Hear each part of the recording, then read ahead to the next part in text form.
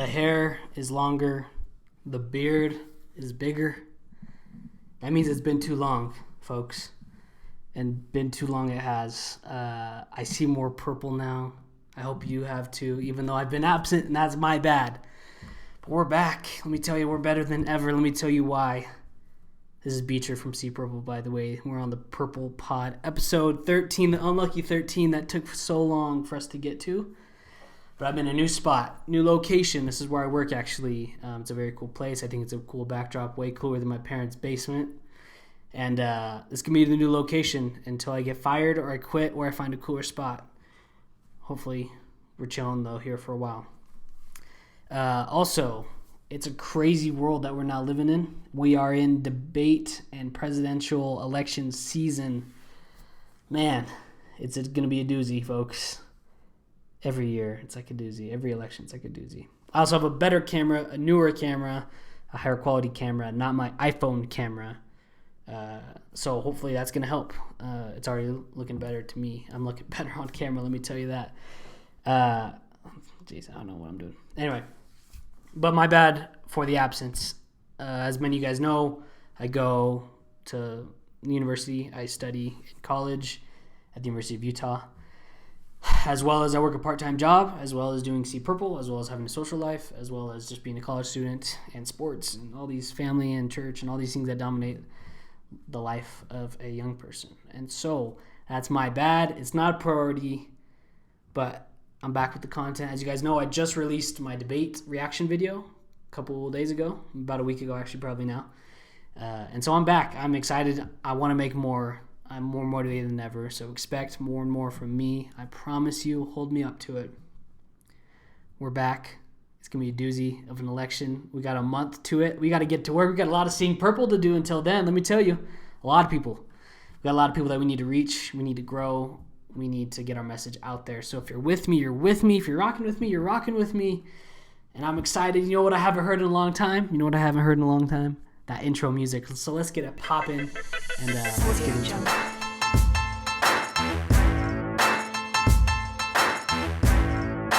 If you're watching this on YouTube, drop a like on the vid if you missed that intro music, because I did. Let me tell you, I did. Man. Ooh, there's some fire beats, let me tell you. Welcome back. Great intro, I hope.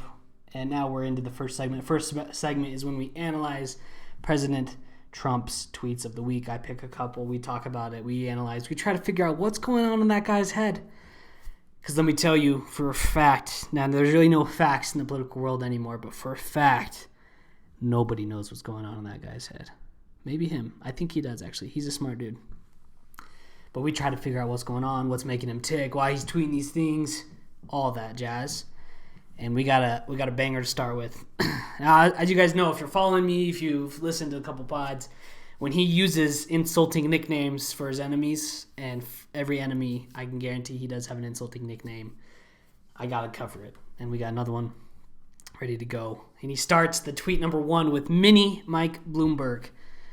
Now, if you don't know who Mike Bloomberg is, he was the former mayor of New York, billionaire, businessman, ran for president as a Democrat. Actually was previously a Republican ages ago, but was previously Republican, ran as a Democrat, lost, didn't get the nomination, obviously. Vice President Biden has secured that bag, and is still kind of relevant in the political world. Shouldn't be on President Trump's radar, in my opinion, but of course he is, because if anyone's going to attack President Trump, he will tweet about them. So here we go. Mini Mike Bloomberg. I don't know why he calls him Mini Mike. He's a small guy, probably. He's skinny, older. I don't know. Mini Mike Bloomberg, who made a fool of himself on the Democrats' debate stage, which he did a little bit, when Elizabeth Warren and others simply took him apart. Now, he uses Elizabeth Warren here, who's also an enemy and who he calls Pocahontas, but doesn't use that. I think because that would take away from the insult to Mike Bloomberg. So when Elizabeth Warren and the others simply took him apart is going crazy, trying to buy his way back into liberal Democrats' hearts. His Florida ads are lies, and I'm much better for seniors than sleepy. So let's take this apart. 1, he did not do well in the debates. I agree with that.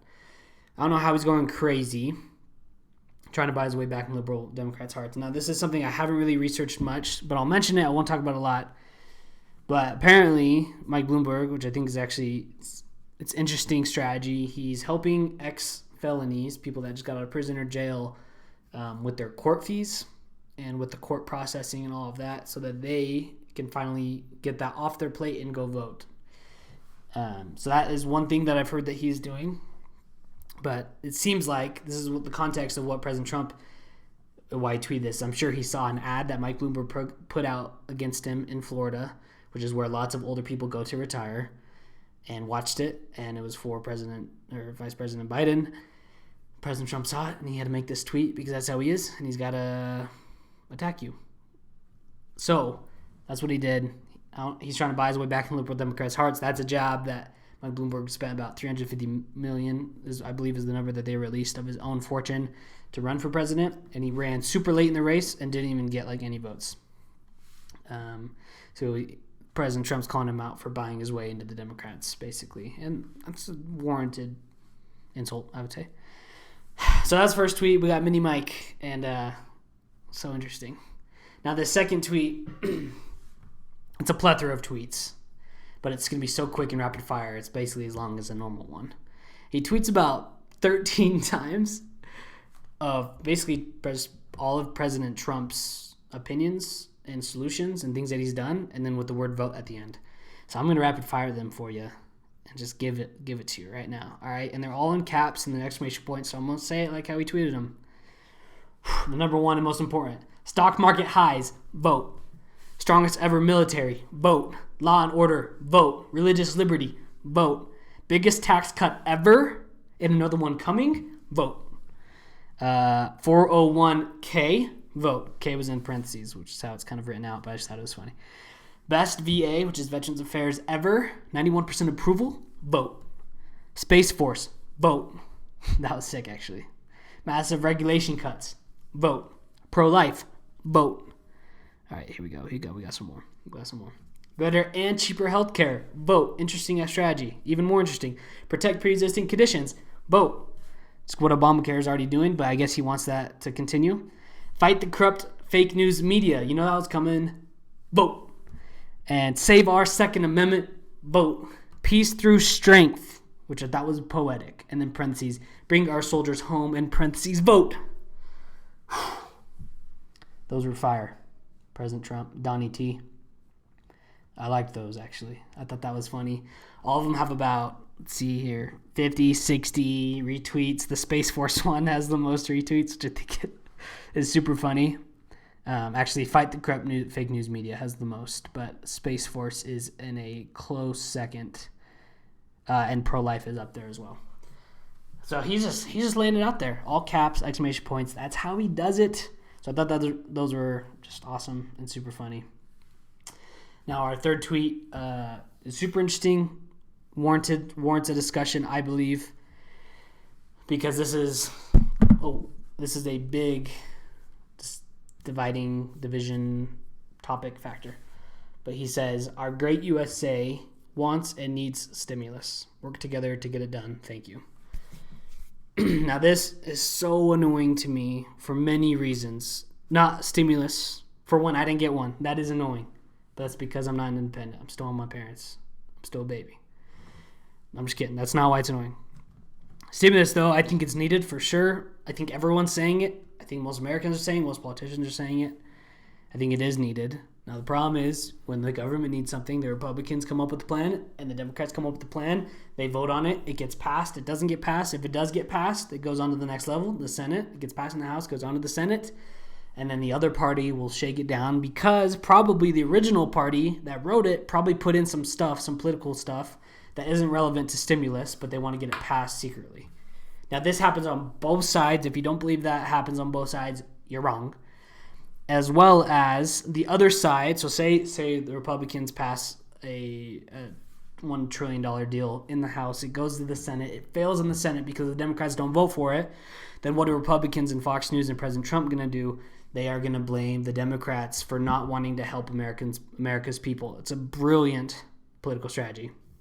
Now, on the other side, the Democrats pass something in the House. The Republicans deny it in the Senate. The Democrats say the Republicans don't care about you or Americans. Brilliant political move. Both are wrong. Both are playing to their party's needs. Both probably don't care about you that much. Woo! That was fire. That was a little spiel right there. But I strongly believe I'm right, and I think most people that know politics and the bureaucracy of politics and the division and the enemies that they make in politics, they agree, I hope. And that's unfortunate, really. And that's why we are a part of a brilliant movement. I've said the word brilliant so much lately, I feel like I'm British, mate. Man, all right. So that's what's happening. So President Trump just wants them to get it done. Pelosi isn't going to want to fight Mitch McConnell on it. Mitch McConnell's not going to want to fight Pelosi on it. They're both going to try to do their thing, get it passed, and both of them aren't going to get passed most likely, and Americans will suffer. And meanwhile, the media on both sides and the parties on both sides are going to want you to blame the other party, but in reality, you should blame the government because their job is to protect no matter at what cost. And they're not doing that if they're not passing stuff. Today, I don't know how factual it will be. We'll see. But President Trump also tweeted that he's not going to even try for a COVID-19 stimulus until after the election. And I don't know how serious that's going to be. I think it's needed. I don't think people can go much longer without another one, personally. So those are the tweets. A lot to unpack, a lot of craziness. But we're back on it. And we'll see what happens. I'll keep you updated, of course. But that's what we got for President Trump's tweets. The main story, since it's been so long since I've done a pod, for the main story, I didn't really want to pull like one story and analyze it from the purple side, like the red and blue. Go to CNN, go to Fox News. I just wanted to talk about like the three most important probably political topics that have happened in the last month. Talk about them. Talk about the hypocrisy of all those three and how we can see purple through all those three. So the first one is the Supreme Court. Right? Now, in American politics, I think that the Supreme Court is the most important political figurehead in the American government system, right? You have the three branches, the legislative, which is the House, the Senate, all these things. And then you have the executive, which is President Trump, and the White House. And then you have the judicial, and the judicial is the judges and the courts and all those very smart people. Any court case that gets appealed to the Supreme Court, if they make a claim on it, if they make a judgment on it, it's national level wide what happens. And so it's incredibly smart and strategic to keep people that are in your party and your belief system in that court, right? So that's why the Supreme Court becomes so controversial every time. Now, let's just go back. President Obama, he had about 6 months before the election, 2016 election. Justice Scalia passes away. He was a conservative judge. Now, if President Obama wanted to play the political game, which he certainly definitely played because he's a politician in those 8 years. If he wanted to play the political game, he would have said, we got 6 months. Let's put someone in. Let's put a liberal in, right, to replace a conservative, to have it be the Supreme Court be more liberal. So for the next while, we're going to have liberal decisions because the majority, there's 9 judges, right? 5-4 would be liberal. They're going to win. He didn't. He thought it was up to the American people to decide what judge should be in. Now, so he left it to President Trump or whoever was going to win the election to make that assessment themselves. President Trump wins. He puts in Neil Gorsuch to replace Justice Scalia, and Supreme Court becomes a little bit more even. Okay, so it's 5-4 now, 5 conservative, 4 liberal. Now, I forgot the justice that passed away, but then Brett Kavanaugh gets put in on the Supreme Court. If you guys remember, Brett Kavanaugh, that was a huge controversy, trials for days, conspiracies, lots of stuff. The Democrats made it as hard as possible to put him in, regardless if they were right or wrong, whether he was the right choice or the wrong choice. The Democrats made it 1,000% as hard as possible to put him in. Like the Republicans would have done in their situation. 100%, I can guarantee that. Now, the balance with Kavanaugh in, is now, 5 conservative, 4 liberal. So Ruth Bader Ginsburg, if you don't know who she was a really amazing lady, fought for women's rights. She's just a sassy lady that was just a baller in the Supreme Court, like loved by most people, probably hated by a lot of people too, actually. She was super liberal. She passes away, and President Trump can now make it 6-3 conservative to liberal in the Supreme Court if he puts someone in. Now, what's controversial about this? Well, what's controversial is that there's now a month to the election. It's President Trump. And now we talk about the government. Things go slow. Things take time. There's interviews. There's committees. There's all these hearings. Things take time. The question is now, can President Trump push through a Supreme Court nominee before the election? Which I'm not up to judge. I'm not in politics about the details of that, the timing of that. Now also, regardless of who wins, President Trump's going to be president till January.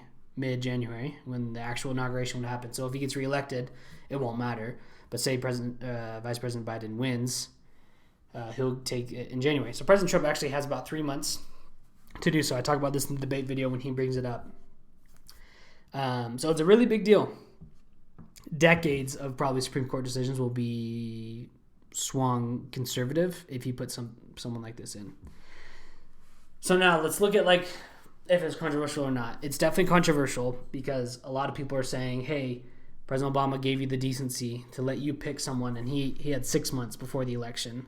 Give the Democrats the decency to put someone in and say if Joe Biden wins.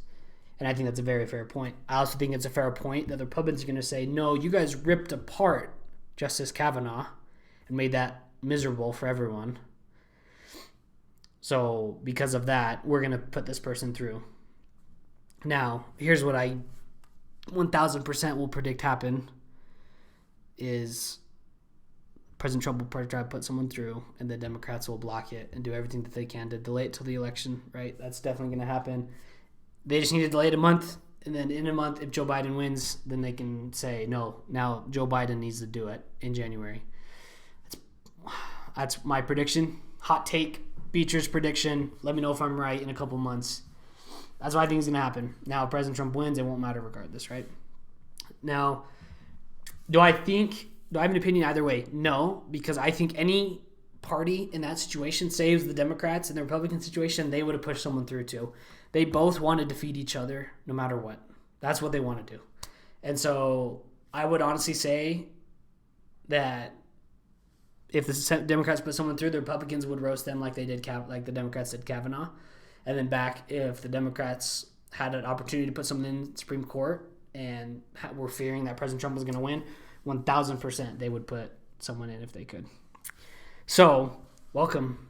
I say it again. I say it every pod. Welcome to American politics, right? It's a battle between the two. That's all they care about. And they're both going to be hypocritical, and they're both going to do it every time.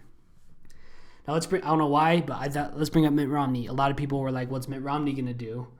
Is he going to come out against nominating a Supreme Court justice because he's pretty anti-President Trump? And no, he came out in support of putting in, I forgot her name, but the Republican nominee for the Supreme Court. Now, I think that's interesting, and it shows that Mitt Romney, as a senator, all the Republicans think he's like liberal and fake Republican, which I never thought. I just think that he's anti-President Trump, pro-Republican, and this is something that will be pro-Republican, and so he's obviously for it. So I just wanted to point that out. That's kind of all I have on the Supreme Court. I just want you guys to realize that. That's my opinion, my prediction. It's a battle. They were going to try to screw each other over no matter what. And so I don't really have an opinion on it because both parties will do the both in both situations. So I said both a lot. Hope that made sense. Let me know if it didn't. So, yeah, let's get on to the debate. Man, I made a whole 15-minute video on it. So if you're listening to this now and after you drop a like and a comment, subscribe on the video.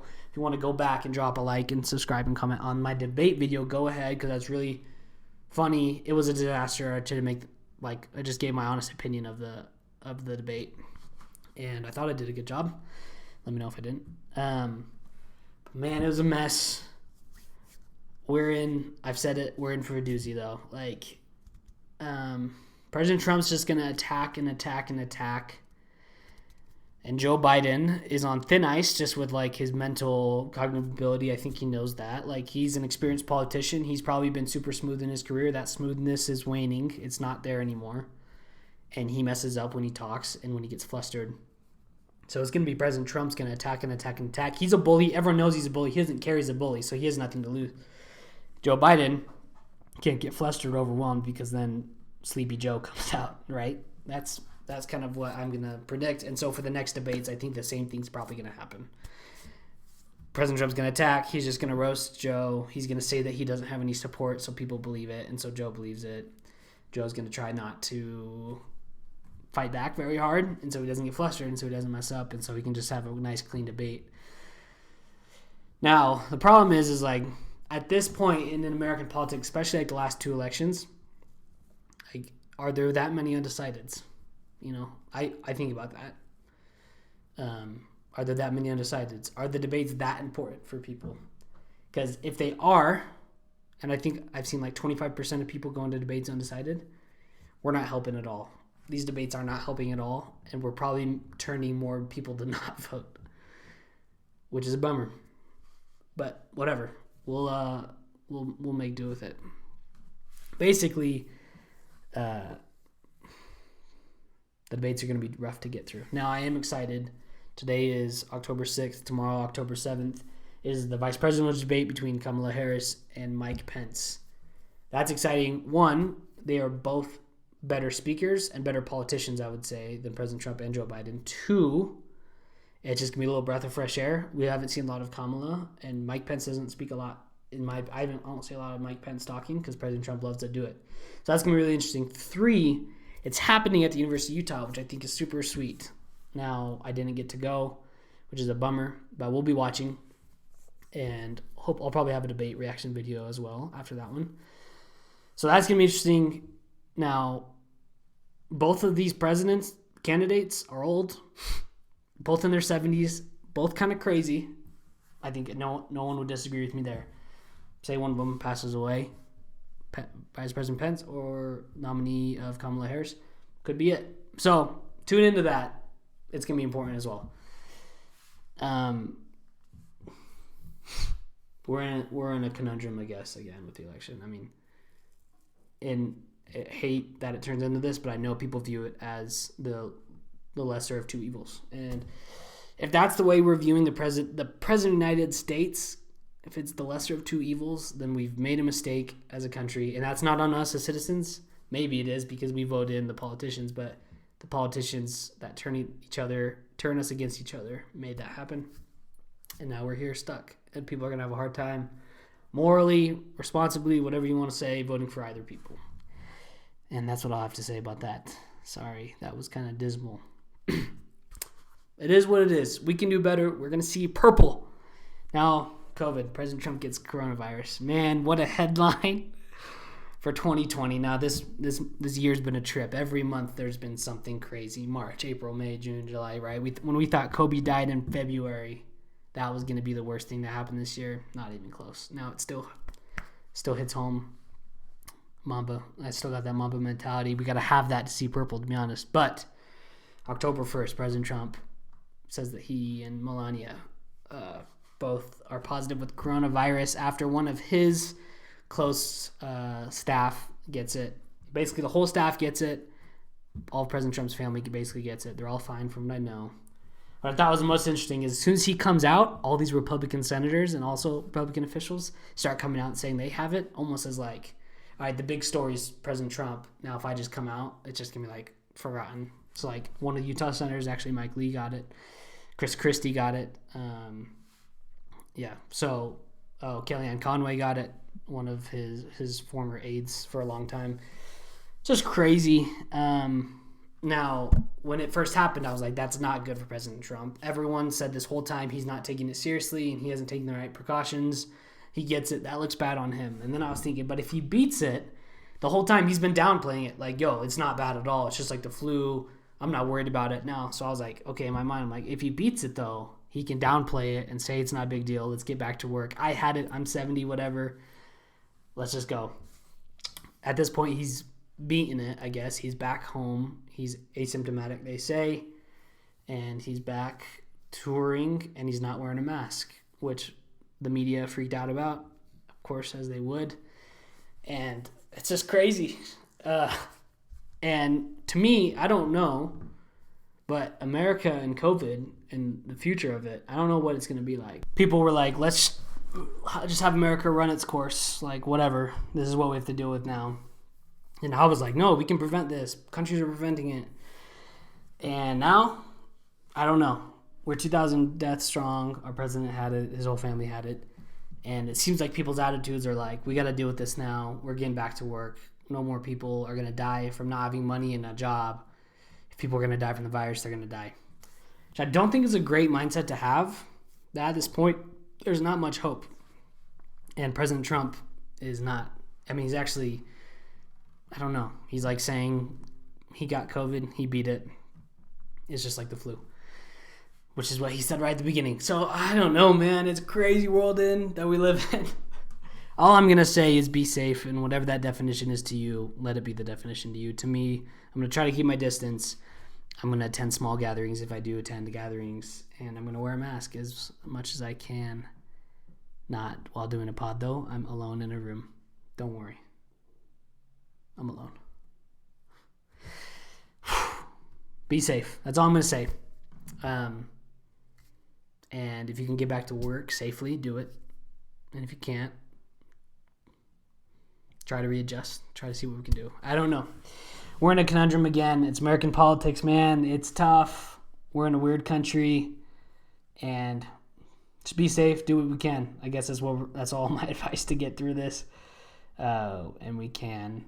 But let's get to some purple vibes. I feel like this is a high energy pod, but not happy news pod. Purple vibes are coming right now. The purple vibes for the day, for the week, for the next month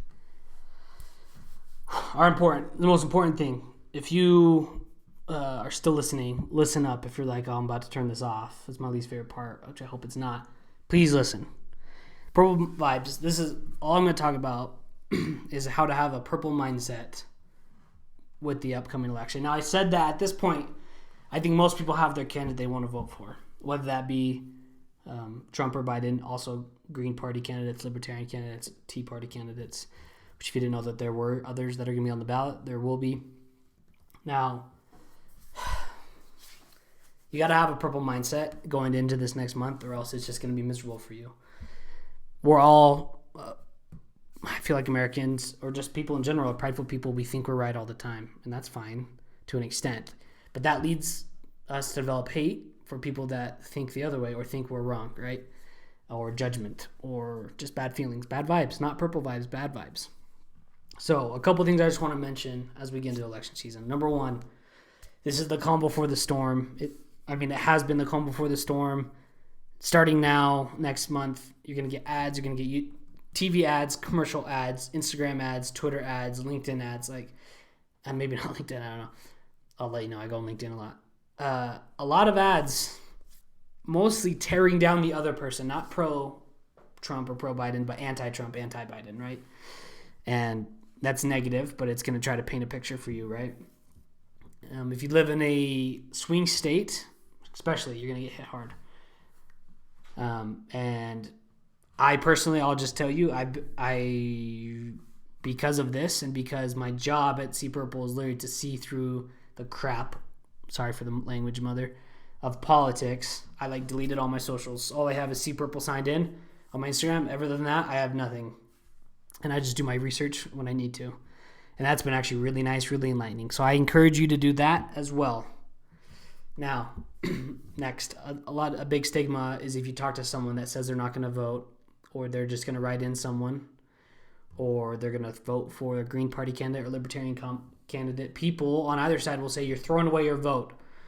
Oh, if I write in Andrew Yang, who you guys know is one of my favorites, people that are liberal will say, oh, that's just a vote for Trump then. And I hate that. Now, it could be argued that it's true, could be argued that it's false, but the fact that someone just wants to go vote in this election is cool to me. So that's awesome. Go vote. Go exercise your First Amendment right. Is it First Amendment? I don't know. free speech, I guess. Yeah. And so people are always going to try to discredit, and that's tried to guilt trip you to think that your vote doesn't matter, doesn't count, or you're not doing civic duty. And I hate that. Go vote. Vote for whoever you want. I don't care. Now, I will say, like, don't write in like Harambe or Mickey Mouse, like 5% of Americans did in 2016. But go vote for someone you believe in, like even if it's your father. Sure. It's not great. I would try to vote for someone that has like been a candidate, someone that you believe in politics that can do a good job. And don't let people say that you're throwing away your vote, because I don't believe that's true. And if any American honestly wants to go vote, I think that's incredible. Please go do it. I also say always give the benefit of the doubt, especially with friends and family. Now, we live in a world where it's like if you're a Trumper or a Bidener, or it's mostly like a Trumper or like a socialist now. Like those are the two extremes. That's like you're obsessed with Trump or you're obsessed with Bernie Sanders and like high taxes. And that's like so wrong, couldn't be more wrong. Most Americans are moderate, but they lean some way, right? So if you're a moderate left, you're probably going to vote for Biden. And if you're a moderate right, you're probably going to vote for Trump. You might hate him. You might hate Biden, but you're going to vote for who you think is going to represent more of what you believe in, right? And so if a friend came up to me and said that, yeah, I voted for Donald Trump, I voted for Joe Biden, I'm not going to instantly think, oh, socialist or racist. I'm going to think, okay, sweet, nice. You voted for what you believed in. You voted for a person that's going to represent the values that you believe in and the beliefs that you believe in. I would always do that. I would always give people the benefit of the doubt. Now, that person that voted for Trump could be a racist, and that person that voted for Biden could be a socialist and believe in 80% taxes, whatever it may be. But give them the benefit of the doubt. They voted for him because that's who they thought was going to be the right candidate for the America that they want to live in. And that's what I would suggest. It doesn't need to go more than that. Another thing, don't debate people, especially a month ahead of the election. Most people know what they're going to do, and debating gets nowhere. You bring up maybe a couple good points, but it really goes nowhere. And you're not going to convince them. Everyone's convinced of who's right and who's wrong. And debating just brings out hatred and stress and struggle and anxiety for us. So I would probably stay away from that as well. CNN and Fox News are the most prominent, probably two news sources of the right and of the left. The right and the left. And they are going to Fox News will probably do pro-Trump things and anti-Biden and vice versa for CNN. So if you want to see purple, I would probably stop watching both. Now, there's not a lot of purple media out there. This podcast is the only one I'm aware of. But I would try to just go sources, good sources.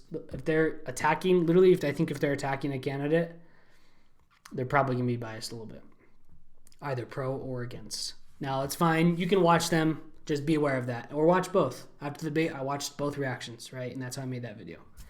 Do both if you can. And the last thing is just please go vote. I don't care who you vote for. It's a right that people don't even have still today in some countries. Especially if you're a woman, go vote. You didn't have that right for a long time, and that's on our country's history. If you're a person of color, like a minority, I don't know if person of color is the right word anymore or ever was. If you're a minority, right, you didn't have the right to vote for a period of time. Go exercise your right to vote. And if you're anyone else that's not in that category, go exercise your right to vote, because that is a right that's guaranteed to you, and it's a privilege to go do. Do whatever you can to make it happen. Go vote for someone and study up if you can. That's just Purple vibes. That's what I wanted to end with. As you guys know, I end with just go see Purple. Go love somebody more. Go try to have empathy for someone. Go try to change the world. Whatever you want to do. It's good to be back, guys. It's good to be back. Expect these weekly, and let's go.